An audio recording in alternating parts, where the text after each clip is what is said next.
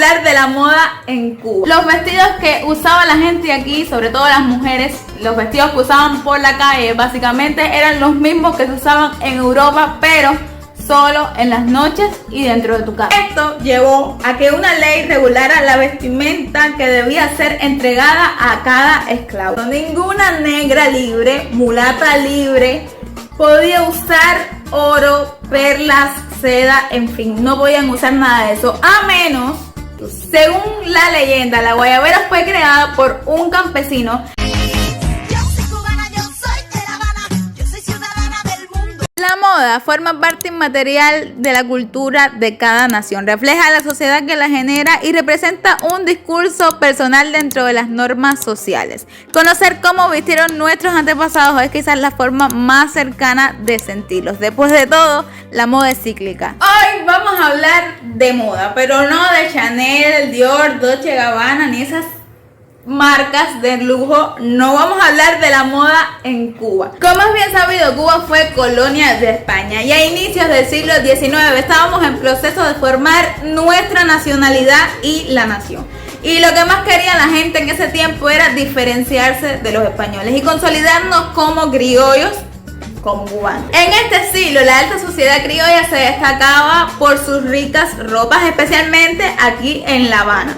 Pues como hacemos hoy, todo el mundo quería estar a la moda, todo el mundo quería estar en la tendencia. ¿Y de dónde venían las tendencias? Pues de Europa. Las familias generales lo tenían muy fácil porque iban, compraban las cosas por allá y venían a ponerse pepillos aquí. En el primer tercio del siglo XIX aparecen en Cuba las primeras publicaciones de moda.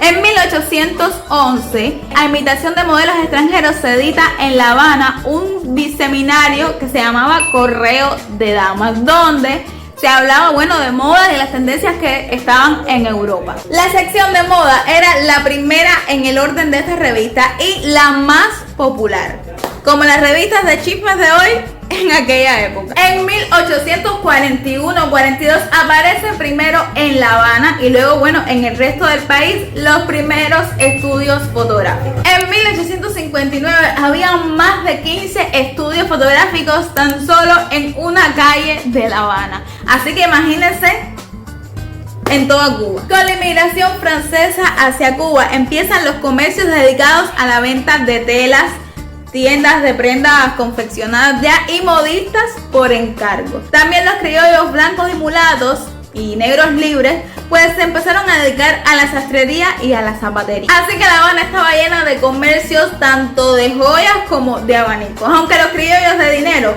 encargaban sus cosas en Europa, principalmente en París, la confección de ropa fue una de las mayores fuentes de empleo en Cuba de ese entonces. Solo hay que ponerse a mirar que en Cuba en 1862 fueron censadas 459 sastrerías en toda Cuba. De esto tenemos muchísimas pruebas. Por ejemplo, en la novela Cecilia Valdés, el autor Cirilo Villaverde hace mención de algunos de los comercios que habían en aquella época aquí en La Habana.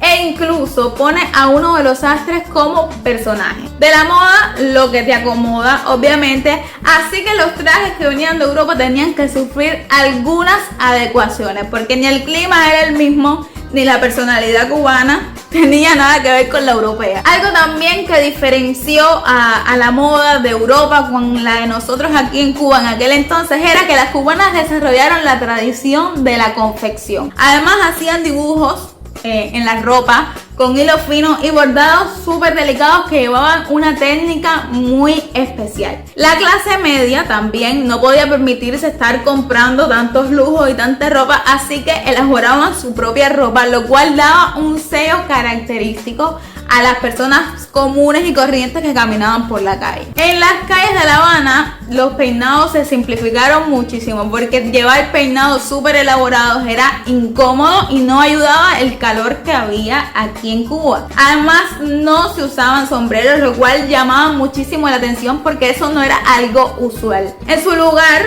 se llevaban peinetas de carey o de joyas preciosas, los que podían permitirse esas extravagancias. Los vestidos eran escotados y diariamente predominaba en las calles el color blanco. Además, los tejidos eran muy finos, solía ser hilo, sedas. Esos eran los tejidos que predominaban en la época. Además, no hay que olvidar los bordados y los detalles de la costura que daban un cierto qué sé yo, que qué sé cuándo a la ropa de aquí. Una de las cosas que destacó fue la visita de una británica que quedó impactada cuando vio que las mujeres tenían los largos cabellos casi sueltos, que no llevaban sombreros ni nada de eso, y que además los vestidos que usaba la gente aquí, sobre todo las mujeres, los vestidos que usaban por la calle básicamente eran los mismos que se usaban en Europa, pero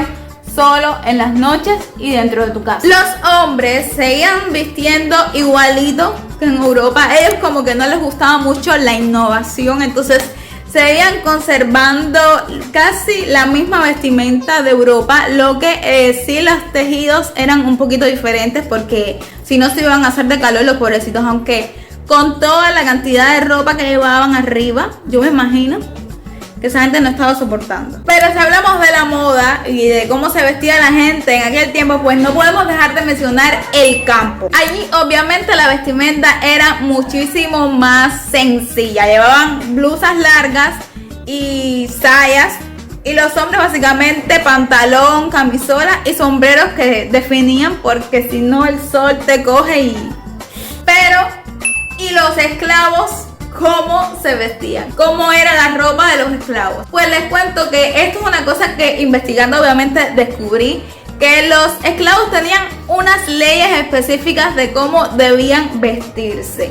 Así que aquí les va. Primero que nada hay que recordar que los esclavos fueron despojados de todas sus ropas y complementos étnicos. Y con el auge de la industria azucarera y la entrada masiva de esclavos, se desarrolló la producción en serie de ropa para esclavos. La ropa era de corte simple porque tenía que ser muy barata, porque si no, no les iba a dar la cuenta a esta gente que ya eran ricas y querían ser más ricas.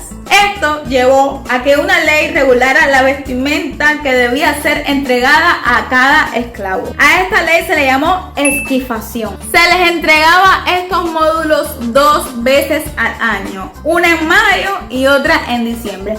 Y era básicamente una camisa, un calzón, un gorro o sombrero y un pañuelo.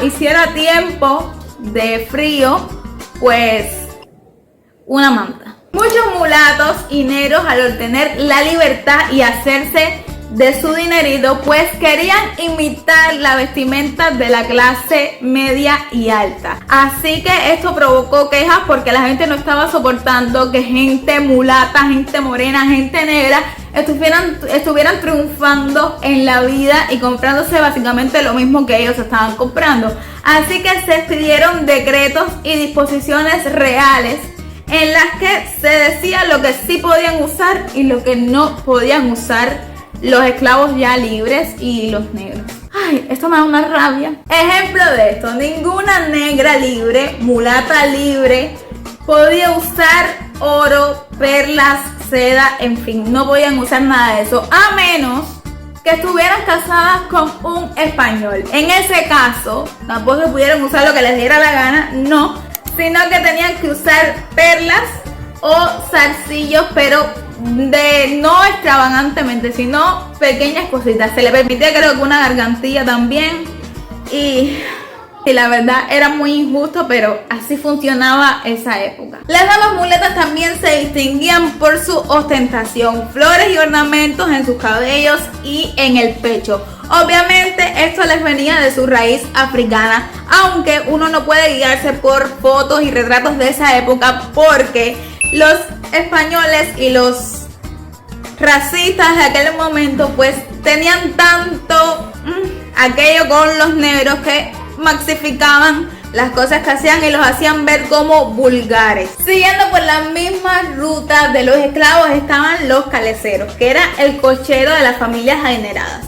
El porte y aspecto para estos caleceros era importante porque denotaba el poder adquisitivo y el rango de la familia a la que pertenecía. Solía llevar botas de charol bien lustradas, pantalón de tela blanca y escudos bordados en sus trajes. Si hablamos de la moda, tenemos que hablar también de maquillaje, y la mujer cubana no era una mujer que solía maquillarse demasiado. Además, en 1832 el romanticismo se imponía en Occidente, y así que las cubanas dejaron de maquillarse porque la moda de aquel tiempo era verse como pálida, como enferma, así que lo adoptaron y bueno, quedó que las cubanas casi no se maquillan, aunque ahora están empezando a maquillar mucho, yo incluida, pero generalmente la mujer cubana no es de maquillarse. Otra cosa también muy interesante es que las joyas eran de muy buen ver en Europa, pero en Cuba los excesos no eran tan bien vistos, y eso nos había quedado muy marcado de la moda tradicional y sobria de los españoles. Cuando terminó la guerra de independencia en Cuba, comenzó la influencia estadounidense en nuestra cultura. La industria de la moda cubana pues empezó a caer porque ya había mucha influencia norteamericana, sobre todo de los estudios de televisión. Así que en los años 20 las cubanas empezaron a adoptar las tendencias internacionales, como los vestidos cortos y rectos que eran del jazz. Sin embargo, las sayas largas y los encajes no desaparecieron del todo, especialmente en las zonas rurales.